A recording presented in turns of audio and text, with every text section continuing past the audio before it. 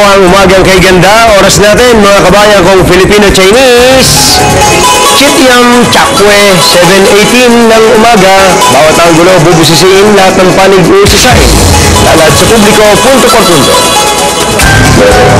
Nagmatigas ang pamahalaan na hindi nito aalisin ang expanded value-added tax sa langis at oil deregulation law sa kabila ng maingay na panawagan ng simbahan at iba't ibang sektor na ibasura ito.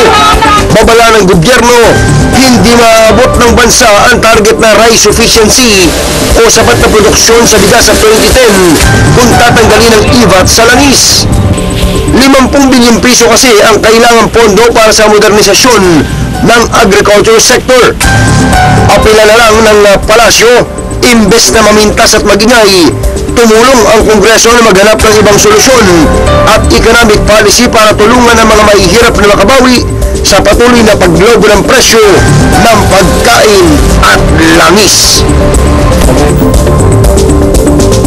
Mapalad po tayo dahil kapiling natin dito sa studio kahit na namamaos si Senator Mar Rojas. Umagang kay ganda po sa inyo, Mr. Palengke. Umagang kay ganda at tinis at mga pagsinagay. Pasensya na. Okay lang po at importante po, nandito kayo kahit nga sign language lang, pwede na sa amin. Well, Mr. Senator, maya-maya po ng konti ay makakausap natin si Ginoong Rick Saludo ng Malacanang kung tayo po ay papalarin. Pakiklaro nga po ba, ang ibang proposal ay alisin totally ang IVAT sa langis o pansamantala lamang?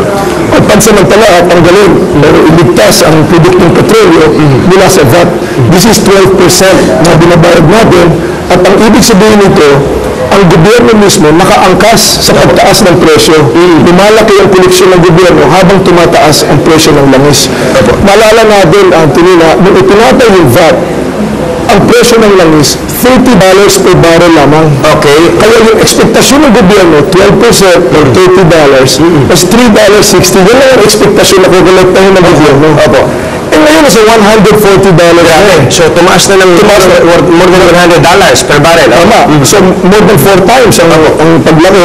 At so, ang nakukolekta ngayon ng gobyerno is $15 per barrel.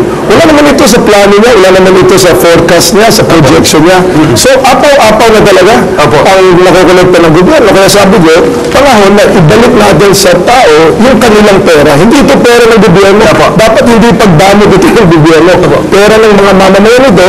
At kung ibalik natin, ang tulong ay mga 6 pesos per liter of diesel at mga 66 pesos per LPG tank. Yan ay malaking bagay, babalik sa tao yan.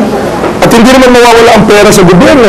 Kasi pag gastos natin itong pera na ito, may bagong VAT na naman nakukolektahin. So, palagay ko, napapanahon na repasuhin ng gobyerno yung kanyang policy at tanggalin natin yung VAT sa produktong petrolyo. Okay, ang lagi po sinasagot dito ng Malacanang masyadong malaki mawawala sa gobyerno. Ang totoo daw po anti-poor ang panukalang alisin yung IVAT dahil yung mga pro-poor programs hindi daw po mapupondohan. Mali yan, Anthony. Ang anti nito, kung pagdalhin natin yung VAT, anti-politika ng Malacanang. Kasi gusto ng Malacanang, kukunin niya yung pera, tapos siya na may ligay. May politika yan, may leakage yan, at hindi naman lahat yan nababalik sa atin. Para sa akin, mas mabuti na yung pera, maiwan sa bulsa, maiwan sa kamay ng ating mga kababayan. Bilang isang ekonomista po, ano ang pananaw ninyo dun po sa pangangatwira ng Malacanang at ng mga kaalyado nito na pag inalis daw po yung IVAT ay magkukulapso o babagsak ang ating ekonomiya?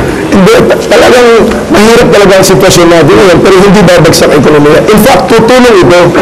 Ang problema natin ngayon ay kakulangan sa pambayad ng ating mga kababayan. At kung itong pera na ito ay maibalik sa ating mga kababayan, na sila ang gagastos nito, ganun din, iikot din ito sa ating ekonomiya. Yung nawawala sa gobyerno, sinasabi nila, nagkaroon kami ng hearing sa Senado mismo. Sabi ng DOF, ang nawawala is about 20 billion. Okay. 20 billion. At hindi pa kasama dyan yung makukolekta muli ng Malacanang o ng gobyerno mula sa ating paggastos nito. Kaya siguro kalahati lang ang mawawala, mga 10 billion. 10 billion. Okay. So, kaya-kaya ito at ang pera si Juan de la Cruz, ang ating mga kababayan mismo, ang gagastos ng pera nila. Okay, nakialam na po pati ang mga obispo. Paano po ba ang proseso bilang edukasyon po ng mga estudyante na nanonood at ng mga kababayan natin sa tahanan nila? Paano po ba ang proseso ng pagsuspende o pag-aalis pansamantala ng IVAT? Dapat talaga amendahan ng batas. Opo. Kami sa Senado, ginawa na namin ang lahat. Nag-hearing na si Senador Chis Escudero at sa ating panukala, kasi pinanukala natin ito, nagkaroon na tayo ng hearing at handa na, nakasalang na yung aming committee report. Inaantay namin yung aksyon ng House. Kasi tax measure ito, kailangan nang galing sa House. At alam naman natin, pag sa House, kung ano ang sinyalis ng Malacanang, yan ang nasusunod. So inaantay lang talaga dito yung pagmulat mata ng mga nasa Malacanang na hindi ito makakasama. In fact, makakatulong ito sa ating mga kababayan at sa ating ekonomiya. So ang sinasabi niyo po, kung ayaw ng Malacanang, walang mangyayari sa Kongreso. Tama. Dahil sa alam naman natin kung ano yung gusto ng Malacanang, yun ang natutupad dyan sa Kongreso. Ulit tanong ko po, Senator, ano po sa palagay niyo ang dapat gawin ni Juan de la Cruz, natin lahat, para po mapalambot ang matigas na si Pangulong Arroyo laban sa IVAT? Siguro i-text natin ang ating mga kinagawa, yung mga kongresista, i-text natin lahat ng mga kilala natin na sabihin, dapat tanggalin natin ang VAT sa produktong petroleum. Malaking pera ito, 6 pesos per liter sa diesel, ikot ito sa ekonomiya natin, 66 pesos per LPG tank, at lahat ito, paggastos natin, merong VAT dyan na babalik din naman sa gobyerno. Senator Maroha, salamat po sa inyong oras. Umagang kay ganda po sa inyo. Paputol-putol po kasi yung linya natin kay Ginoong Rick Saludo. Humaba yung ating diskusyon. Mamaya, sa 2 tawagan natin si Secretary Rick Saludo. Gusto kasi nating makuha yung mismo paliwanag po nila kung bakit tinuturing nilang papabor lang sa mga middle class ang pag-aalis po ng IVAT, Expanded Value Added Tax, sa mga produktong petrolyo.